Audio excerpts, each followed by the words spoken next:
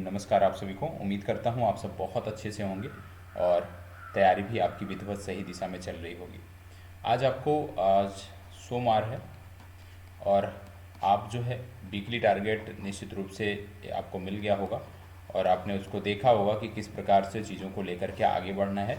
तो please weekly target को follow करते हुए आगे बढ़ें। जो अभी से नए जुड़े हैं और आप नेक्स्ट बीपीएससी जो आपका एग्ज़ाम है इसको देना चाहते हैं, तो आप अपनी तैयारी को विधिवत जारी रख सकते हैं। इस टारगेट वीडियो के माध्यम से आप निःशुल्क अपनी तैयारी को स्वयं से कर सकते हैं। यदि आप हमारे पेड बैच से जुड़ना चाहते हैं तो उसके लिए आपको आज़ाद एकेडमी लर्निंग ऐप, ठीक है, आज़ाद एकेडमी लर्निंग ऐप जाके प्ले स्टोर से डाउनलोड करना पड़ेगा और आपको ज्ञान भूमि बैच 1 में एडमिशन लेना पड़ेगा। ज्ञान भूमि बैच 1 से आपको जुड़ना पड़ेगा। ज्ञान भूमि बैच 1 जो है यह आपके राज्य विशेष से जुड़ा हुआ बैच है। नेक्स्ट बीपीएससी एग्ज़ाम को टारगेट करते हुए ये बैच लॉन्च किया गया है, जहां पर डेली बेसिस पर आपकी कक्षाएं आपको उपलब्ध कराई जाती हैं। तो आप ज्ञान भूमि बैच से भी जुड़ सकते हैं। चलिए अब शुरुआत करते हैं आगे और देखते हैं कि कल का क्या प्रश्न था जिसका हमें जवाब देना था और आप में से कुछ लोगों ने बेहतर प्रयास किया है। प्रश्न था डार्क नेट क्या है। प्रश्न जो आपको हल करना था, डार्क नेट क्या है। डार्क नेट क्या है। डार्क नेट के उपयोग बताते हुए, डार्क नेट के उपयोग बताते हुए, डार्क नेट क्या है। डार्क नेट के उपयोग बताते हुए इस दिशा में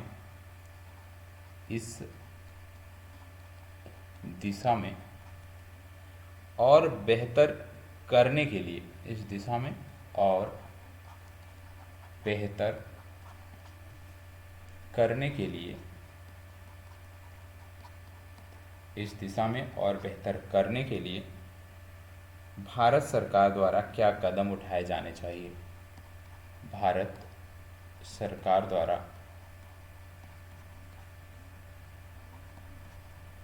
क्या कदम उठाए जाने चाहिए। क्या कदम उठाए जाने चाहिए, ठीक है, क्या कदम उठाए जाने चाहिए। डार्क नेट क्या है। सबसे पहला स्टेप हमारा क्या होता है, कोई भी प्रश्न है उसको रीड करना है, ठीक है, और कम से कम 2 से 3 बार पढ़ना है जब तक कि उसकी मांग समझ में ना आ जाए।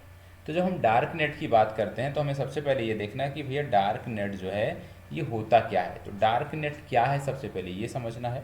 फिर डार्क नेट के उपयोग बताना है कि डार्क नेट का उपयोग कहाँ किया जाता है और इस दिशा में यदि हम अपने आप को बेहतर करना चाहते हैं, ठीक है, डार्क नेट के जो दुष्प्रभाव हैं उनसे निपटने के लिए भारत सरकार को क्या कदम उठाने होंगे, इस बारे में बात की जा रही है। तो पहले प्रश्न को पढ़ना है। सेकेंड स्टेप हमारा क्या होता है कि कोई भी जो प्रश्न है उसके जो कीवर्ड्स हैं उनको क्या करना है, अंडरलाइन करना है, ठीक है, कीवर्ड्स को अंडरलाइन करना है। तो पहले प्रश्न पढ़ना है, दूसरा कीवर्ड को अंडरलाइन करना है, उसके बाद फिर आगे की बात होती है, ठीक है। तो उम्मीद करता हूँ आप सबने पहले कम से कम 2 से 3 बार प्रश्न को पढ़ा होगा और फिर कीवर्ड्स को अंडरलाइन करते हुए फिर आप आगे बढ़े होंगे। अब आइए देख लेते हैं कि इसमें क्या लिखा जाना चाहिए, डार्क नेट होता क्या है। सबसे पहली बात, डार्क नेट की बात हो रही है तो आप जानते हैं जब हम डार्क नेट की बात करते हैं कि डार्क नेट होता क्या है, सबसे पहले इसको समझ लेते हैं। हालांकि आप में से बहुत सारे लोगों ने बहुत बेहतर तरीके से लिखा है, अभी हम उत्तरों की जांच भी करें। तो डार्क नेट के बारे में जब हम बात करते हैं तो आपको ऐसे समझना है कि जो इंटरनेट है, जो इंटरनेट की आज दुनिया है, जो इंटरनेट की दुनिया है, इस पे कई सारी वेबसाइटें, इंटरनेट पर ऐसी कई सारी वेबसाइटें हैं जो आमतौर पर, इंटरनेट पर कई ऐसी सारी वेबसाइटें होती हैं जो आमतौर पर प्रयोग किए जाने वाले गूगल, ठीक है, याहू, ठीक है, या बिंग, ये जो सर्चिंग आप कह सकते हो प्लेटफॉर्म हैं, सर्च इंजन जो हैं और जो सामान्य ब्राउजिंग है उनके दायरे से बाहर होती हैं। तो इंटरनेट पर ऐसी कई सारी वेबसाइटें होती हैं जो आमतौर पर प्रयोग किए जाने वाले गूगल, याहू और बिंग जैसे अन्य सर्च इंजनों से और उनकी ब्राउजिंग से, उनके दायरे से बाहर होती हैं। इन्हीं को हम कहते हैं डार्क नेट, ठीक है, तो डार्क नेट क्या हो गया? डार्क नेट से तात्पर्य है कि इंटरनेट पर उपलब्ध ऐसी वेबसाइटें जो आमतौर पर गूगल, याहू, बिंग और अन्य सर्च इंजनों के ब्राउजिंग के दायरे से परे होती हैं, ब्राउजिंग के दायरे से बाहर होती हैं, उनको डार्क नेट कहा जाता है। सामान्यतः यदि हम बात करें तो इंटरनेट के जिस हिस्से का इस्तेमाल यूजर के द्वारा किया जाता है, इंटरनेट के जिस हिस्से का इस्तेमाल यूजर के द्वारा किया जाता है, या सीधे शब्दों में कहें कि भैया इंटरनेट के जिस हिस्से तक पहुंच सकते हैं आप, उसको हम बोलते हैं पब्लिक इंटरनेट। ठीक है, मतलब आप अपने मोबाइल से, लैपटॉप से इंटरनेट के जिस हिस्से तक जा पाते हैं उसको आम तौर पे बोला जाता है पब्लिक इंटरनेट। यह इंटरनेट की दुनिया का केवल 5% है, याद रखिएगा। जो आप और हम सर्च कर पाते हैं, आप और हम जिन वेबसाइटों को देख पाते हैं, जिन वेबसाइटों पर विजिट कर पाते हैं, ये सामान्य जो इंटरनेट की दुनिया है उसका मात्र 5% है। इसके अलावा 95% इंटरनेट के बारे में सामान्य लोगों को जानकारी नहीं होती है। मतलब 95% इंटरनेट ऐसा है जो सामान्य लोगों की पहुंच से बाहर होता है, सामान्य लोगों की आप कह सकते हो कि उनके रडार से बाहर होता है। ठीक है, इस प्रकार स्पष्ट हो जाता है कि इंटरनेट की अपनी एक बहुत विशाल दुनिया है और इसके बारे में लोगों को अंदाजा ही नहीं है। इसे समझने के लिए विशेष रूप से इंटरनेट की 3 परतों को समझना होगा। इंटरनेट की ये 3 परतें कौन कौन से हैं? पहला है सरफेस वेब। क्या है? Surface web. दूसरा कौन सा है? Deep web. और तीसरा कौन सा है? Dark web. तो आपको यदि इंटरनेट के इस 95% को समझना है तो पहले आपको इंटरनेट की जो 3 परतें हैं, सरफेस वेब, डीप वेब और डार्क वेब, इनको आपको समझना होगा। और यदि आप इनको समझ लेते हैं तभी आप समझ सकते हैं कि डार्क नेट होता क्या है। अब आइए एक एक करके हम देख लेते हैं। सबसे पहली बात आती है सरफेस वेब की। ठीक है, सरफेस वेब की बात आती है। सरफेस वेब होता क्या है? तो सरफेस वेब सामान्य शब्दों में कहें तो इंटरनेट का वह भाग होता है जिसे आम तौर पर इस्तेमाल किया जाता है। मतलब हम और आप जो इस्तेमाल करते हैं, आप कह लीजिए इंटरनेट का वह भाग कहलाता है सरफेस वेब। इसके लिए किसी खास अनुमति की आवश्यकता नहीं होती और इन वेब पेजों पर पहुंचने के लिए सामान्य सर्च इंजनों का सहारा लिया जाता है। और ये सर्च इंजन कौन से हैं? जैसे गूगल सर्च इंजन हो गया, ठीक है, बिंग सर्च इंजन हो गया, याहू सर्च इंजन हो गया। तो ये सब सर्च इंजनों के प्रयोग से आप यहाँ तक पहुँच जाते हैं। समाचार से लेकर वीडियो की सुविधा देने वाली तमाम वेबसाइटें जो हैं वो इसी पर देखी जाती हैं। और internet explorer, Google Chrome, Mozilla Firefox जैसे जो विभिन्न ब्राउजिंग माध्यम हैं उनसे आप यहाँ तक पहुँच सकते हैं। इन सभी वेबसाइटों को आप आसानी से खोज सकते हैं। ठीक है, आप आसानी से देख सकते हैं और इस पर जो कुछ भी लिखा है उसको आप आसानी से पढ़ भी सकते हैं। ठीक है, ये तो हो गया सरफेस वेब। सरफेस वेब मतलब जहाँ तक आम आदमी की पहुँच होती है। इसके बाद दूसरा है डीप वेब। दूसरा क्या है? दूसरा है डीप वेब। डीप वेब का मतलब क्या हो गया? आप जानते हैं कि कुछ इंटरनेट की दुनिया ऐसी है जहां पर आपको पहुंचने के लिए इंटरनेट की तो आवश्यकता होगी ही, साथ ही साथ ईमेल लॉगिन करना पड़ता है। मतलब इंटरनेट की वह दुनिया जहां पर ईमेल लॉगिन के बाद आप पहुंच सकें या ईमेल लॉगिन के बाद ही वह खुलती हो, तो वह डीप वेब कहलाती है और यह आपको याद रखने का ज़रूरत है। ठीक है, डीप वेब को अदृश्य वेब के नाम से भी जाना जाता है। इस वेब को अदृश्य वेब के नाम से भी जाना जाता है। इसके अंतर्गत जो पेज आते हैं वह हैं ब्लॉग प्लेटफॉर्म। वह कौन सा है? Blog platform. इसमें और कौन से हैं? ड्राफ्ट पेज और कौन से हैं? साइंटिफिक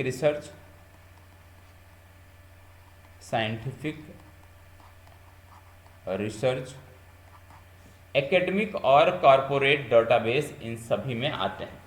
आप कह सकते हैं कि इंटरनेट के इस हिस्से में भी अथाह जो डेटा है वो छिपा हुआ है, वो यहाँ पे रहता है, लेकिन उसे सर्च इंजन की मदद से खोला नहीं जा सकता है। उसके लिए विशेष लॉगिन की आवश्यकता होती है। उदाहरण के तौर पे आपके ईमेल में क्या है, इसका पता ईमेल खोजने के बाद ही पता चल सकता है।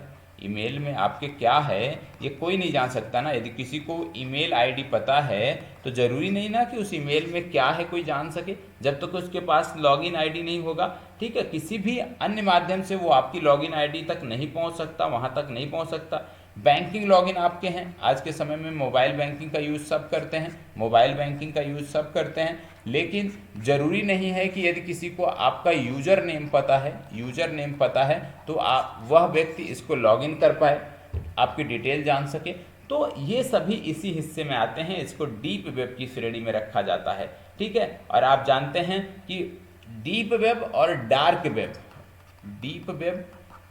डार्क वेब में बहुत छोटा सा अंतर है। ये हमेशा आपको क्लियर रखना है कि डीप वेब क्या है। हम पहुंच सकते हैं, सामान्य आदमी डीप वेब का यूज कर सकता है, करता है, लेकिन जब हम बात करते हैं डीप वेब की तो बिना यहाँ पे पासवर्ड के, बिना लॉगिन आईडी के नहीं पहुंचा जा सकता।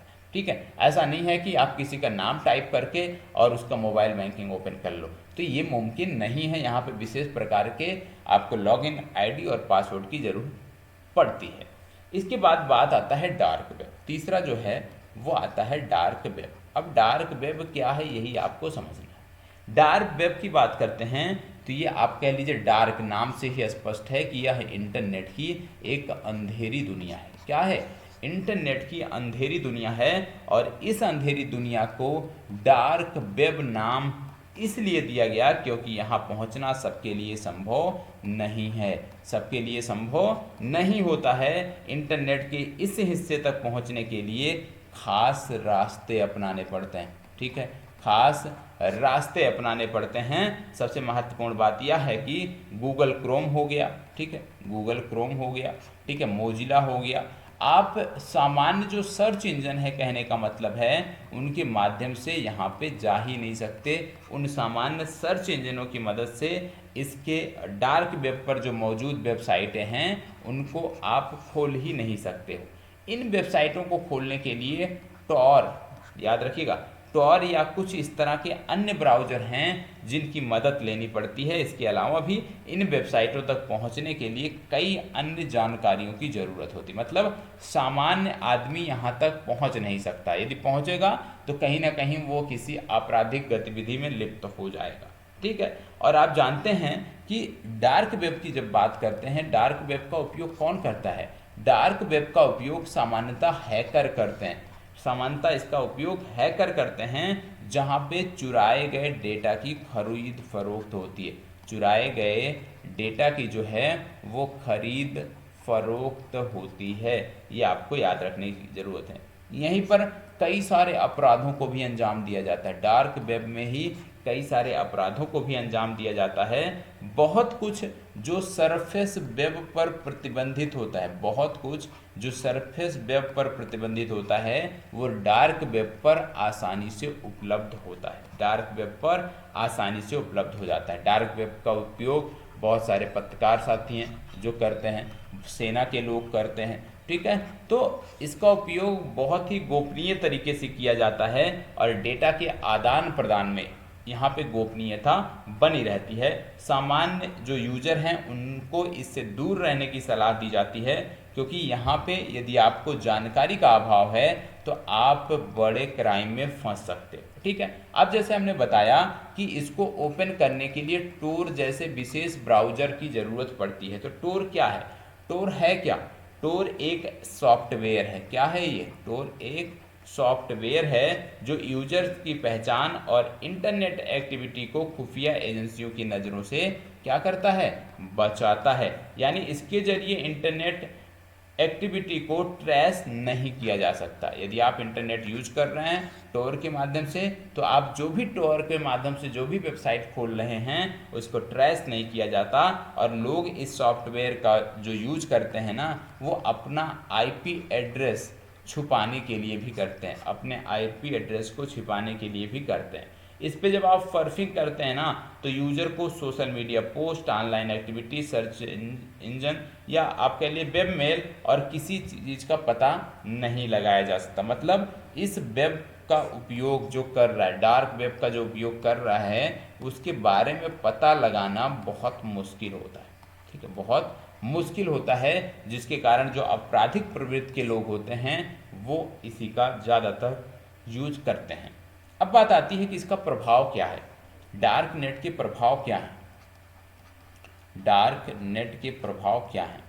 डार्क नेट के प्रभाव की जब हम बात करते हैं, तो आप जानते हैं आमतौर पर सार्वजनिक इंटरनेट पर गैर कानूनी काम करने वाले जो हैं वो सुरक्षा एजेंसियों के निशाने पर रहते हैं, सुरक्षा एजेंसियों से बच नहीं पाते हैं। लेकिन जब आप डीप वेब में ये काम करते हो, तो डीप वेब में सुरक्षा एजेंसियां आपको ट्रैक नहीं कर सकती। आप यदि गैर कानूनी गतिविधियां करते हैं तो वहाँ पे पकड़े जाने का खतरा जो है बहुत कम रहता है। ठीक है, इसको तकनीकी जगत का अंडरवर्ल्ड भी कहा जाता है। ठीक है, अंडरवर्ल्ड भी इसको कहा जाता है। डार्क नेट का उपयोग आज निजी डेटा के चोरी करने में किया जा रहा है। निजी डेटा इंटरनेट के डार्क हिस्सों के रूप में बेचा जा रहा है, जिससे न केवल हैकर्स, बड़ी बड़ी जो कंपनियां हैं, मल्टीनेशनल जो कंपनियां हैं, वो भी यहाँ से डेटा को खरीद रही हैं, जिसमें यूजर का फ़ोन नंबर हो गया, ठीक है, उनका ईमेल आईडी हो गया, इन सबको वो लगातार खरीद रही हैं। इसके साथ साथ आप जानते हैं आज के समय में हैकिंग का चलन बहुत बढ़ गया है, बैंकिंग में हैकिंग का चलन बहुत बढ़ गया है, जिसमें कहीं ना कहीं जो डार्क नेट है वो अपनी महत्वपूर्ण भूमिका निभा रहा है। समस्या की विकरालता का अंदाजा इस बात से आप लगा सकते हो कि आज विश्व के ताकतवर देशों में भारत आता है और रक्षा संधि संबंधी जो गोपनीय जानकारियां हैं वो फिर भी हैक कर ली जाती हैं। ऐसा सिर्फ भारत के साथ नहीं है, विश्व के कई सारे विकसित देश भी हैं जिनसे संबंधित जो डेटा है वो भी लीक किया जाता है और वहाँ भी डार्क वेब का ही उपयोग किया जाता है। ठीक है, इसके साथ साथ आप जानते होंगे कि डार्क वेब का उपयोग जो ड्रग्स का कारोबार है इसको बढ़ाने में भी किया जा रहा है। अवैध हथियारों की जब हम बात करते हैं, अवैध हथियारों का जो व्यापार इतनी तेजी से फल फूल रहा है, यहाँ पर भी कहीं ना कहीं आपको देखना पड़ेगा कि बहुत बड़े रेशियो में जो है लोग इससे जुड़ रहे हैं। तो यहाँ पे आपको ये समझना होगा, आपको ये जानना होगा कि डार्क वेब की जब हम बात करते हैं तो सामान्य आदमी इसका उपयोग नहीं कर रहा है। बड़े बड़े जो स्कैमर हैं, बड़े बड़े जो आप कह सकते हो कि क्राइम में संलिप्त लोग हैं, वही इसका उपयोग कर रहे हैं। अब बात आती है, ये तो हो गया प्रभाव कि कहाँ कहाँ प्रभाव देखने को मिल रहा है, लगातार इसका प्रभाव देखने को मिल रहा है। इसका एक प्रभाव यह भी है कि आज जो बच्चे बिना किसी विश्वसनीय प्लेटफॉर्म से गेम डाउनलोड करते हैं, ठीक है, उसमें प्रतिभाग करते हैं, तो इस प्लेटफॉर्म के माध्यम से भी उस मोबाइल की जो जानकारी है वो लीक होती है। जानकारी के साथ साथ फोटो और वीडियो की भी इस तरह से लीक होती है और ऐसे अपराधी पकड़ में भी नहीं आते हैं। ठीक है, अब बात आती है डार्क नेट का उपयोग क्या होना चाहिए। डार्क नेट के उपयोग की बात करें तो आपको क्या मानना चाहिए, जैसे दमनकारी शासन के अधीन जो कार्यरत पत्रकार हैं, जो नागरिक द्वारा आप कह सकते हो सेंसरशिप जो मिलती है उससे बचने एवं सूचना का आदान प्रदान करने के लिए इसका उपयोग किया जाता है। हालांकि इसका उपयोग अरब स्प्रिंग के दौरान भी किया गया था, जहाँ पर चीनी आप कह सकते हो नागरिकों द्वारा इसका उपयोग किया गया था। इसके साथ साथ आप जानते हो स्ट्रिंग ऑपरेशन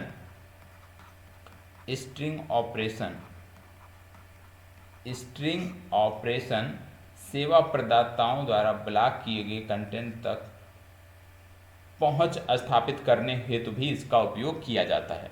तो आप कह सकते हो कि स्ट्रिंग ऑपरेशन हेतु जो कानूनी प्रवर्तन एजेंसियां हैं वो लगातार इसका उपयोग कर रही हैं, ये भी आपको ध्यान रखने की ज़रूरत है। इसके साथ साथ जो स्थानीय, आप कहते हो स्थानीय इंटरनेट सेवा प्रदाता हैं, ठीक है, हर जगह रीजनल स्तर पे अब हैं, तो इनके द्वारा ब्लॉक किए गए कंटेंट तक पहुंच स्थापित करने के लिए भी इसका उपयोग किया जाता है। तो डार्क नेट से सिर्फ इतना समझो, डार्क नेट कोई अच्छी चीज़ नहीं है, ठीक है, ये बुरी चीज़ है। और इससे आप कह सकते हो कि जितनी भी बुराइयां हैं आज के तरीके में, आज के समय में साइबर क्राइम से लेकर के, उसमें कहीं ना कहीं डार्क वेब का उपयोग आपको देखने को मिलता है। आप जानते हैं कि इससे संबंधित जो मुद्दे हैं उनमें आप कह सकते हो गुप्त रूप से संचालित व्यवस्था, गुप्त रूप से संचालित व्यवस्था। और जब हम गुप्त रूप से संचालित व्यवस्था की बात करते हैं तो आपको याद रखना है कि डार्क नेट में एंड टू एंड एन्क्रिप्शन होने के कारण इसे आप कह सकते हो कि अनामिकता की अधिक संभावना होती है, इस प्रकार इसे ट्रैक करना असंभव होता है।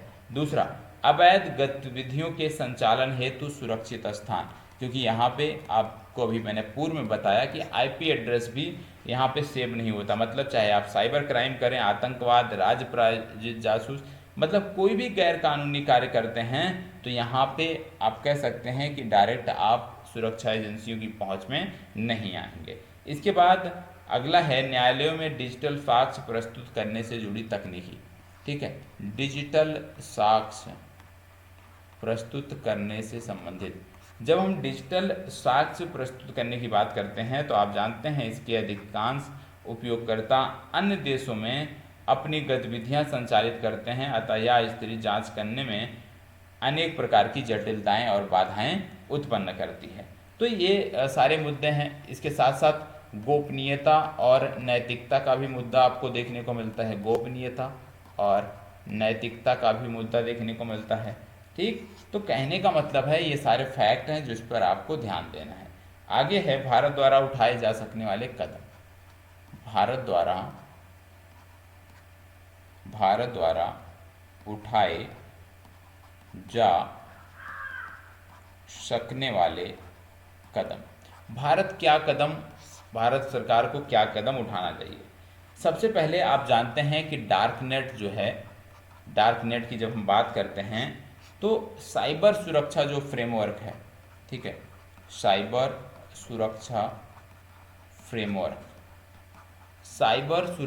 फ्रेमवर्क की जब हम बात करते हैं तो साइबर सुरक्षा फ्रेमवर्क को सुदृढ़ बनाने में अंतर्राष्ट्रीय सहयोग पर बल देना चाहिए। भारत को अपने साइबर सुरक्षा फ्रेमवर्क को बेहतर बनाने के लिए, आप कह सकते हैं फुल प्रूफ बनाने के लिए जो है अंतर्राष्ट्रीय सहयोग लेना चाहिए, जिससे डार्क नेट से जो उत्पन्न होने वाली भविष्य की चुनौतियां हैं उनसे हम ज़्यादा प्रभावित ना हों। दूसरा, साइबर सुरक्षा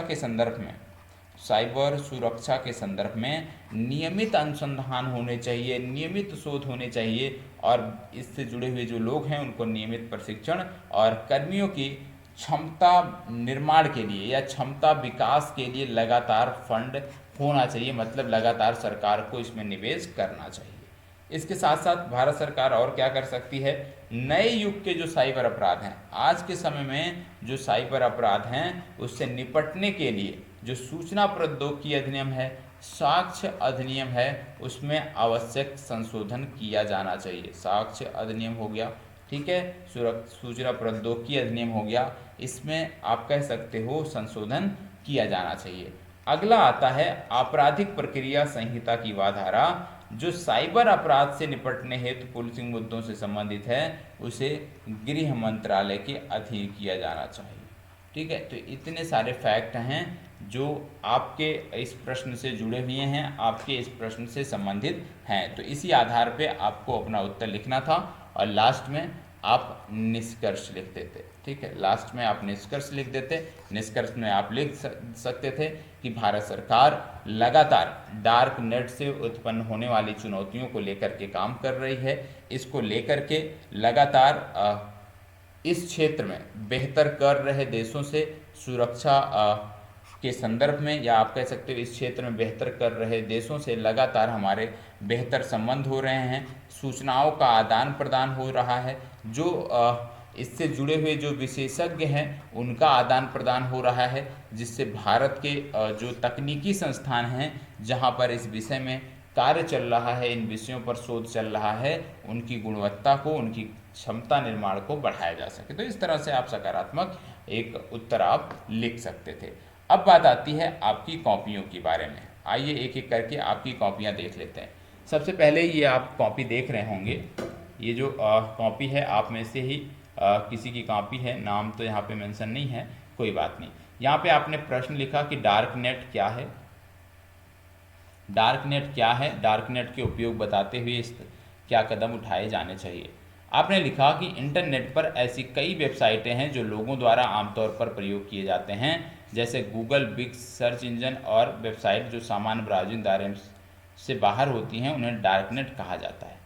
ठीक है, अब यहाँ पे देखो गलती क्या किया है आपने। आपने लिखा है कि इंटरनेट पर ऐसी कई वेबसाइटें हैं जो लोगों द्वारा आमतौर पर प्रयोग किए जाते हैं, जैसे गूगल, बिंग सर्च इंजन और जो वेबसाइट सामान्य ब्राउजिंग दायरे से बाहर होती हैं डार्क नेट कहलाती हैं। थोड़ा सा पूर्ण विराम कहाँ लगाना है, और ये जो शब्द है ना ये आपके उस तरह से बैठ नहीं रहे जैसे होने चाहिए। आपको ऐसे लिखना चाहिए कि इंटरनेट पर कई सारी ऐसी वेबसाइटें हैं जो आम लोगों की पहुंच से बाहर होती हैं, या आम लोगों द्वारा वहां तक पहुंच बनाए रखना सक्षम उचित नहीं होता है, या आम लोग वहां तक पहुंच बनाए रखने में सक्षम नहीं होते हैं। ऐसी वेबसाइटें गूगल, बिंग और जो अन्य सर्च इंजन हैं उनसे ओपन नहीं होती हैं, उनके माध्यम से वहाँ पर पहुँचा नहीं जा सकता है। ऐसी वेबसाइटों को हम क्या कहते हैं, डार्क नेट। आपने भी सही लिखा है, लेकिन थोड़ा सा जब आप इसको दोबारा पढ़ते हो ना तो थोड़ा सा कहीं ना कहीं मिसमैच हो रहा है शब्दों में, तो वाक्य को थोड़ा सा सेंटेंस के स्तर पे थोड़ा सा काम करना है। ठीक है, अब आपने बता दिया। अब जैसे आपने बताया डार्क नेट ये बताया, तो यहाँ पे बताना चाहिए, जैसे डार्क नेट आपने बताया तो यहाँ पे बताना चाहिए था थोड़ा सा ना, तब आपको ये लिखना था ना, ये तीनों जो जिनके बारे में आपने बात किया, चाहे वो सरफेस वेब के बारे में बात किया, चाहे डीप वेब के बारे में, चाहे डार्क, तो पहले बता देते ना ये हैं क्या, ये surface web, deep web, dark web हैं क्या, इनके बारे में थोड़ा सा आप बता देते तो थोड़ा सा और अच्छा हो जाता। अब आप डायरेक्टली यहाँ पे लिख दिए। अब हमें नहीं पता यदि, तो हमें कैसे पता चलेगा ये सरफेस वेब, डीप वेब और डार्क वेब यहाँ से कहाँ आ गया। तो पहले आप बताते तो ना ये हैं क्या, ये तीनों किसके प्रकार हैं, किसके सतह हैं। अब आपने पहला लिखा सरफेस। अब एक चीज़ का ख्याल रखिएगा, जैसे आप अंग्रेजी हिंदी का प्रयोग करते हैं प्लीज ना करें। यदि आप हिंदी में लिखते हैं ना तो प्रयास करें हिंदी में लिखें, ठीक है। इंग्लिश में लिखते हैं तो इंग्लिश में, इस तरह का नहीं, आधा हिंदी नहीं। सरफेस वेब, ठीक है, इंटरनेट का वह भाग जिसका प्रयोग दिन प्रतिदिन के कार्यों के लिए किया जाता है। ऐसे वेबसाइट को सर्च इंजनों द्वारा किया जाता है, एक मिनट, इसलिए इन तक सर्च इंजन के माध्यम से पहुंचा जा सकता है। लिखा है आपने, ठीक है, प्रयास अच्छा है, लेकिन यहाँ भी सुधार की जरूरत है, शब्द उस हिसाब से नहीं है जैसे होने चाहिए। अगला है डीप वेब।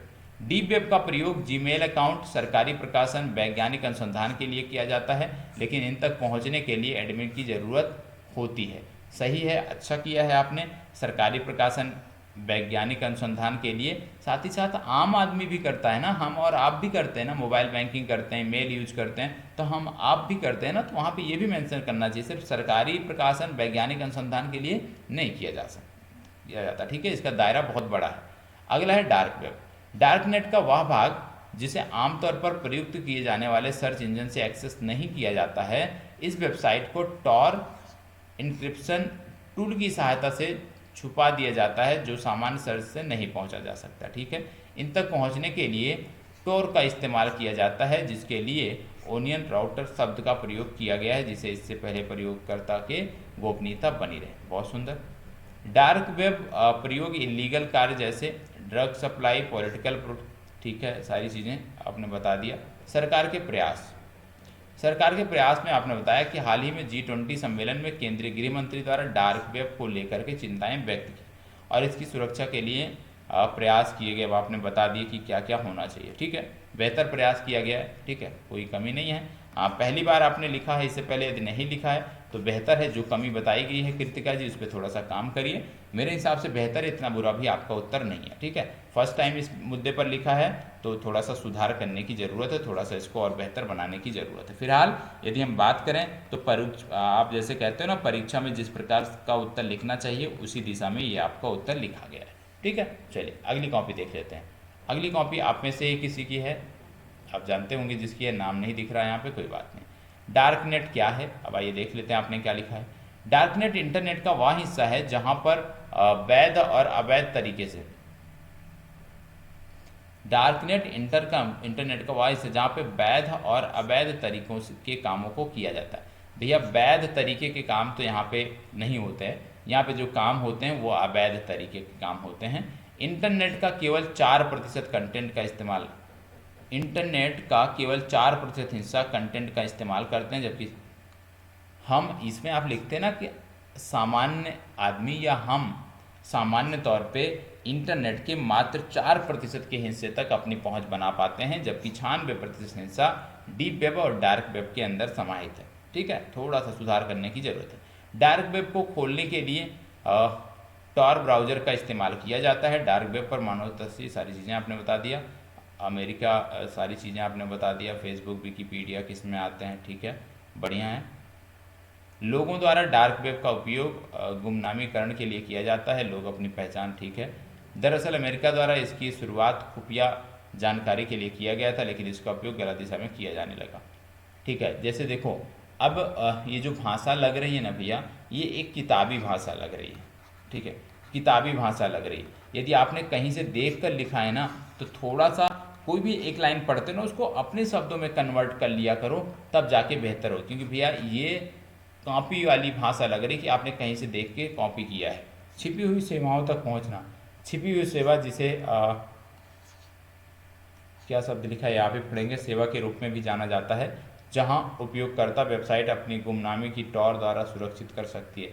ठीक है, डार्क वेब पर उपयोगकर्ता द्वारा अवैध गतिविधियाँ क्या क्या होता है ये आपने बता दिया। ठीक है, चलो देखो अब क्या क्या है ये तो आपने बता दिया। अब इसमें आपको बताया था भारत सरकार इस दिशा में क्या काम कर रही है, जैसे G20 का वाकया आप लिख सकते हो, और इससे समस्याएं क्या, चुनौतियां क्या है, वो सारी चीज़ें आपको लिखनी थी। आपका ये जो उत्तर है ना, आप कह सकते हो कि सिर्फ 70% कंप्लीट है, 30% ये कंप्लीट नहीं है, क्योंकि आपने निष्कर्ष भी नहीं लिखा। तो आपने प्रश्न के एक भाग पर ज़्यादा फोकस कर दिया, दूसरे भाग पर आपने उस तरह से ध्यान नहीं दिया। अब देखो यहाँ पे है, डार्क नेट इंटरनेट का वह भाग है जिसे आमतौर पे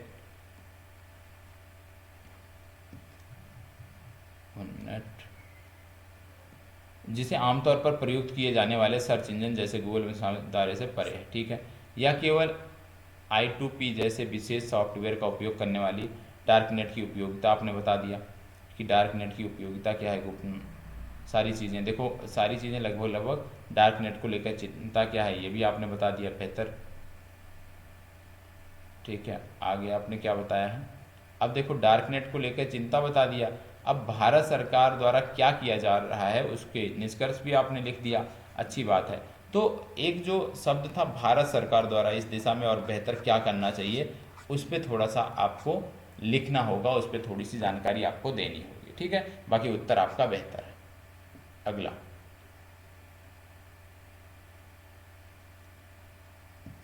डार्क नेट क्या है, डार्क नेट के इस दिशा में और क्या है। इंटरनेट पर कई ऐसी वेबसाइट हैं जो आमतौर पर प्रयोग किए जाने वाले गूगल परे होती हैं, इन्हें डार्क नेट या डीप वेब नेट कहा जाता है, ये केवल टॉर। ठीक है, बहुत अच्छा। सामान्य वेबसाइट्स के विपरीत ये ऐसे नेटवर्क हैं जिन तक लोगों के चुनिंदा समूह की पहुंच होती है और केवल विशेष ठीक है प्रक्रिया के माध्यम से आप यहाँ पे जा सकते हैं। ठीक है, इसमें सर्चनी डेटाबेस, ठीक है, क्या क्या होता है वो आपने बता दिया। इसका इस्तेमाल कहाँ किया जाता है ये आपने बता दिया। डार्क नेट की उपयोगिता, नियंत्रण, सेंसरशिप, बचाव के लिए सारी चीज़ें आप बता दिए, गुमनामी, गोपनीयता। अब भारत सरकार वाला बिंदु यदि आपने बताया कि भारत सरकार को और बेहतर क्या करना चाहिए, वो हमें नहीं देखने को मिल रहा है। ठीक है, जैसे अभी तक जो लिखा है आपने, अच्छा सरकार के प्रयास लिखे हैं, बहुत अच्छा।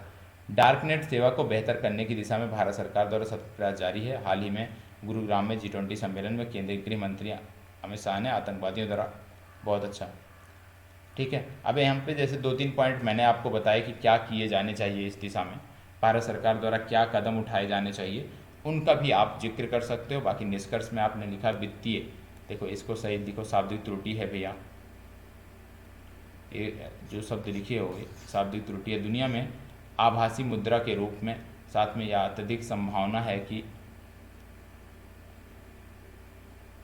भविष्य में डार्कनेट इंटरनेट उपयोगकर्ताओं के लिए एक रोज़मर्रा की सुविधा बन जाए।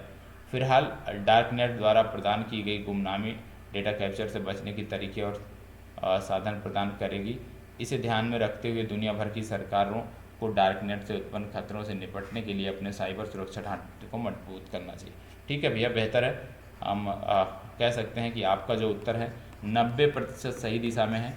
थोड़ा सा निष्कर्ष में अच्छा लिखने की ज़रूरत है भारत के संदर्भ में, और निष्कर्ष के साथ साथ आपको थोड़ा सा जो यहाँ पे काम करना है वो जैसे सरकार द्वारा उठाए गए जो कदम हैं उन पे 2-3 पॉइंट और लिखने की आवश्यकता है, जैसा कि मैंने आपको इस सेशन में बताया। तो आज का ये आप में से ज़्यादातर लोगों ने बेहतर उत्तर लिखा है, और शुभकामनाएं आप सभी को कि आप सब लगातार अच्छा कर रहे हैं और निश्चित तौर पे आप अच्छा करें। अब बात आती है प्रश्न, आज का अभ्यास प्रश्न नोट कर लीजिएगा। इंटरनेट ऑफ थिंग्स से आप क्या समझते हैं? इंटरनेट ऑफ थिंग्स से आप क्या समझते हैं? इंटरनेट ऑफ थिंग्स से आप क्या समझते हैं? इंटरनेट ऑफ थिंग्स के महत्व क्या हैं? इंटरनेट ऑफ थिंग्स से क्या समझते हैं? इसके महत्व को बताते हुए,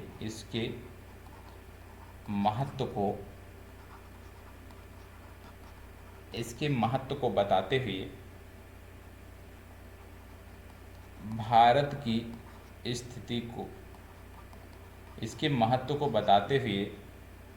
की स्थिति को स्पष्ट कीजिए। देखो, ये जो प्रश्न मैं देता हूँ 100% मैं साइंस टेक के टॉपिक कवर कराऊंगा, 100% साइंस टेक के टॉपिक कवर कराऊंगा। और उसी दिशा में एक महत्वपूर्ण मुद्दा यह भी है कि इंटरनेट ऑफ थिंग्स से आप क्या समझते हैं, इसके महत्व को बताते हुए भारत की स्थिति को स्पष्ट करना है कि भारत की इस दिशा में क्या स्थिति है। IoT के संदर्भ में, इंटरनेट ऑफ थिंग्स के संदर्भ में भारत की क्या स्थिति है, ये आपको बताना है। प्रश्न फिर से पढ़ दे रहा हूँ। इंटरनेट ऑफ थिंग्स से आप क्या समझते हैं, इसके महत्व को बताते हुए भारत की स्थिति को स्पष्ट कीजिए। ये आज आपका अभ्यास प्रश्न है, इसको कंप्लीट करने के बाद सबमिट करिएगा। और कल से ये सेशन आपको 5 बजे देखने को मिलेगा। याद रखिएगा, अभी कुछ लोगों को जानकारी नहीं थी इस सेशन के बारे में, तो याद रखिएगा कल से ये सेशन 5 बजे, शाम को 5 बजे देखने को मिलेगा, क्योंकि 8 बजे रवि जी की क्लास होती है, इसलिए ये सेशन 8 बजे नहीं होगा, तो 5 बजे ये देखने को मिलेगा। तो याद रखिएगा 5 बजे इस सेशन से आपको अनिवार्य रूप से जुड़ना है। तो यहीं पर अपनी चर्चा को मैं विराम देता हूँ, कल मिलते हैं। और आज सिर्फ और सिर्फ मेंस आंसर राइटिंग का प्रश्न था और इस सेशन में कुछ भी नहीं है। कल मिलते हैं और अपनी चीज़ों को और आगे बढ़ाएंगे और बेहतर तरीके से हम लेकर के आगे बढ़ेंगे। धन्यवाद, बहुत बहुत आभार। कहीं भी किसी को कोई डाउट हो तो ज़रूर बताइएगा। हाँ, 2 से 3 कॉपियाँ छूटी हैं। कॉपियाँ छूटने के पीछे कारण है कि भैया आप पेज में सबमिट करते हो, हमें समस्या होती है। 3 से 4 लोगों ने पेज में सबमिट किया था, और जब पेज आपस में मिक्स हो जाता है गैलरी में ना, तो वहाँ से सर्च करने में समस्या होती है। तो प्लीज़ आपसे विनम्र आग्रह है कि डॉक्यूमेंट स्कैनर एक मोबाइल ऐप है, उसको डाउनलोड कर लीजिए, उसके माध्यम से PDF बना लिया करिए और PDF बनाकर शेयर कर दिया करिए, तो हमें भी सुलभता होगी और हम आसानी से उस कॉपी का मूल्यांकन भी कर सकेंगे। तो जिनकी कॉपियाँ छूटी हैं उसके लिए मैं माफ़ी चाहता हूँ, लेकिन कल से प्रयास करिए कि आप PDF बना के सबमिट करें, जिससे आपकी कॉपियाँ छूटने ना पाएँ। धन्यवाद, बहुत बहुत आभार।